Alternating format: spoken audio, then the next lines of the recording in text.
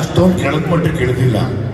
ಕನ್ನಡದ ತುಂಬ ದೊಡ್ಡ ಸ್ಥಾನದಲ್ಲಿದೆ. ಅದಕ್ಕೋಸ್ಕರ ವೆಯ್ಟ್ ಮಾಡ್ತಾರೆ ನಮ್ಮ ಕನ್ನಡದ ನಟನಟಿಯರಿಗೆ, ಕನ್ನಡ ಅಭಿಮಾನಿಗಳಿಗೆ, ಮತ್ತು ಎಲ್ಲ ಸಿನಿಮಾ ಅಭಿಮಾನಿಗಳಿಗೆ, ಮತ್ತು ನನ್ನ ಅಭಿಮಾನಿಗಳಿಗೆ ನಿಜವಾಗ್ಲೂ ಥ್ಯಾಂಕ್ಸ್ ಹೇಳ್ತೀನಿ.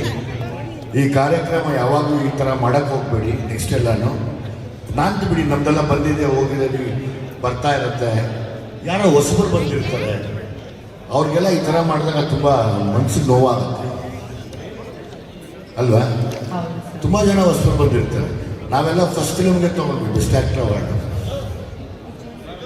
ಸುಮಾರು ಜನ ಹೆಣ್ಮಕ್ಳು, ಹೊಸ ಗಂಡ್ಮಕ್ಳು ಇನ್ಸ್ಪೈರ್ ಆಗಿಬಿಟ್ಟು ಕಾಯೋರು ಸಡನ್ನಾಗಿ ಹಿಂಗೆ ಮಾಡಿದಾಗ ಅದು ತೊಗೊಂಡ್ರೂ ವೇಸ್ಟ್ ಅನ್ಸುತ್ತೆ.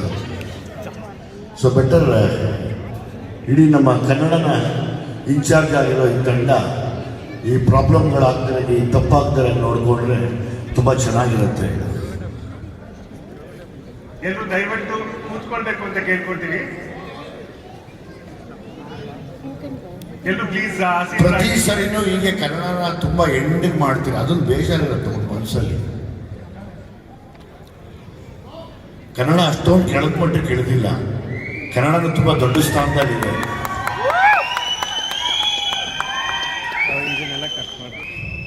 ಸೊ ಹಂಗಾಗಿ ಕನ್ನಡಕ್ಕೆ ತುಂಬ ದೊಡ್ಡ ಗೌರವ ಕೊಡಲಿ ಅಂತೇಳಿ ಈ ಅವಾರ್ಡ್ನ ನನ್ನ ಎಲ್ಲ ಅಭಿಮಾನಿಗಳಿಗೆ ಅರ್ಪಿಸ್ತೀನಿ. Thank you very much. Thank you.